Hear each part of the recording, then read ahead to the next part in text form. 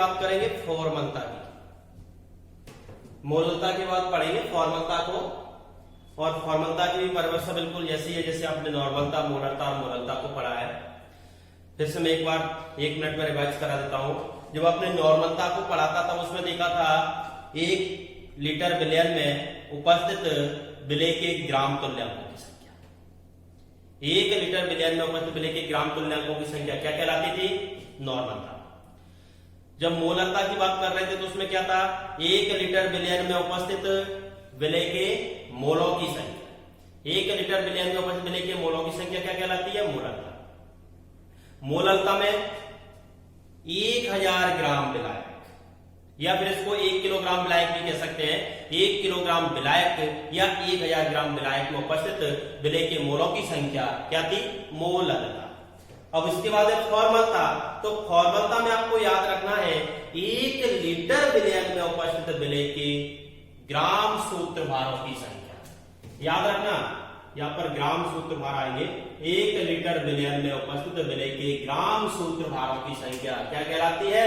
तो उस विलयन की फॉर्मलता कहलाती है, वैसे कैपिटल एफ से प्रदर्शित करते हैं। यहां पर बिल्कुल वही कंसेप्ट है जैसे आपने मोललता, फॉर्मलता को देखा था। 1 लीटर विलयन लिया आपने, 1 लीटर टोटल विलयन है, और 1 लीटर विलयन में आपको देखना क्या है? विलय के ग्राम सूत्र भारों की संख्या। विलय के ग्राम सूत्र भारों की संख्या। तो परिभाषा याद करो इसकी क्या है? 1 लीटर विलयन में उपस्थित विलय के ग्राम सूत्र भारों की संख्या उस विलयन की फॉर्मलता कहलाती है। इसे कैपिटल एफ से प्रदर्शित करते हैं। सूत्र क्या बन जाएगा इसका? फॉर्मलता F बराबर विलय के ग्राम सूत्र भारों की संख्या, विलय के ग्राम सूत्र भारों की संख्या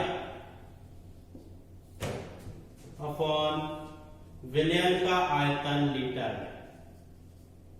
विलयन का आयतन लीटर में। देखिए, विलय के ग्राम सूत्र भारों की संख्या का फॉर्मूला क्या होता है? सूत्र भारों की संख्या निकालते हैं विलय का भार अपॉन विलय का सूत्र भार। तो यहां पर लिखेंगे विलय के ग्राम सूत्र भार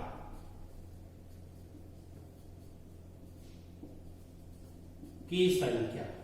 विलय के ग्राम सूत्र भारों की संख्या का फॉर्मूला क्या हो जाएगा? विलय का भार अपॉन विलय का सूत्र भार। विलय का सूत्र भार। विलय के भार को तो WB से दर्शा ही रहे अपन, सूत्र भार को FB से। F का मतलब होता है फॉर्मूला।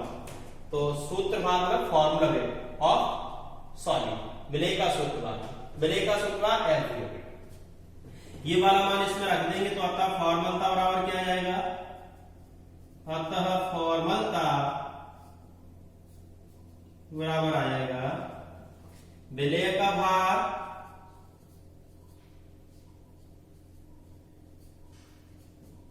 अपॉन विलय का सूत्र भार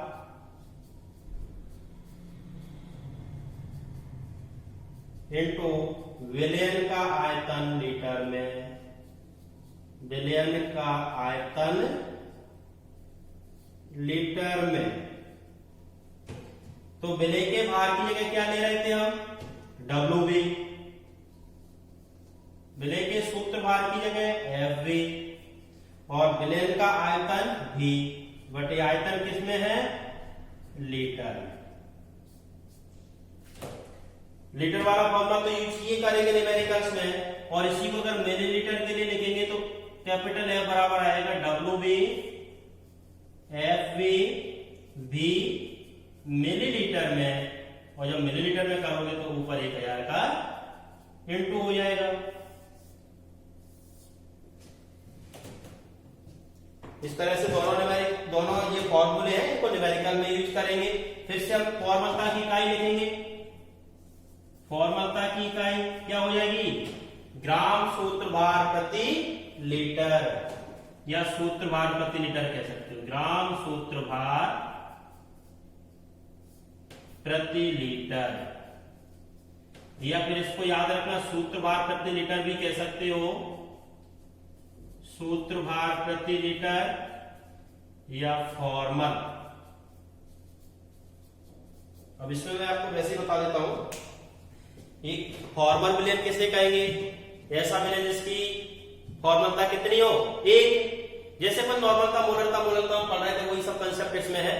तो फॉर्मल विलयन हो जाएगा ऐसा विलयन जिसकी फॉर्मलता एक हो। ऐसे 1/2 फॉर्मल विलयन होगा। 1/2 फॉर्मल विलयन को क्या कहोगे? सेमी फॉर्मल विलयन, सेमी फॉर्मल विलयन। उसके बाद बेसी फॉर्मल विलयन, सेंटी फॉर्मल विलयन और मिली फॉर्मल विलयन। वही हो जाएगी जो आपको उसमें मोलरता नॉर्मलता मैंने बताए थे। अब उसके बाद इसमें ताप का प्रभाव देखोगे तो ये फॉर्मलता भी ताप से प्रभावित होगी, क्योंकि आयतन से संबंधित है। ताप बढ़ाने पर आयतन बढ़ेगा, इसलिए फॉर्मलता घटेगी। तो ये भी ताप से प्रभावित होती है। अभी नॉर्मलता, मोलरता और फॉर्मलता, इन चारों में से केवल मोलरता ऐसी है जो ताप से प्रभावित नहीं होती है। इन चारों की बात कर रहा हूं केवल मैं। इन चारों में से मोलरता ऐसी है जो ताप से प्रभावित नहीं होती है, क्योंकि वो आयतन से संबंधित नहीं होती है। बाकी नॉर्मलता, मोलरता और फॉर्मलता तीनों ताप से प्रभावित होती है, क्योंकि ये ताप से आयतन से संबंधित होती है। देखिए आपको एक विलयन दिया गया है, इसमें आपको फॉर्मलता ज्ञात करनी है। 5.85 ग्राम NaCl को 500 ml विलयन में घोला गया है, तो विलयन की फॉर्मलता ज्ञात करनी है। सबसे पहले अपन वही कंसेप्ट लगाएंगे। आपने एक विलयन बनाया है, विलयन टोटल कितना है आपका? 500 ml, डी का मान 500 ml। कितना NaCl इसमें आपने घोला है? 5.85 ग्राम। 5.85 ग्राम NaCl को आपने 500 ml विलयन के अंदर घोला है। तो दिया है, क्या दिया है आपको? WB कितना दिया है? 5.85। V का मान कितना है? 500 ml। अब इसमें फॉर्मलता वाले सूत्र में विलय के सूत्र भार की जरूरत पड़ती है। देखिए सूत्र भार बिल्कुल अणु भार की तरह ही होता है। जैसे आप सूत्र भार निकालोगे तो इसमें क्या करोगे? इनके परमाणुओं के भारों को भी जोड़ दोगे। परमाणु भारों को जोड़ोगे तो सूत्र का टोटल भार होगा वो निकल के आएगा। तो NaCl का जो सूत्र भार होगा, NaCl का सूत्र भार कितना होगा? सोडियम के लिए 23 और क्लोरीन के लिए 35.5 होता है परमाणु भार। जोड़ोगे तो 58.5 निकल के आएगा, 58.5। इसके बाद फॉर्मलता का सूत्र लगा दो डायरेक्ट। फॉर्मलता निकालोगे तो फॉर्मलता बराबर क्या आएगा? फॉर्मूला क्या होता है? WB 1000 FV इंटू V, इसमें मिलीलीटर। WB कितना है? 5.85 इंटू 1000। FV कितना है?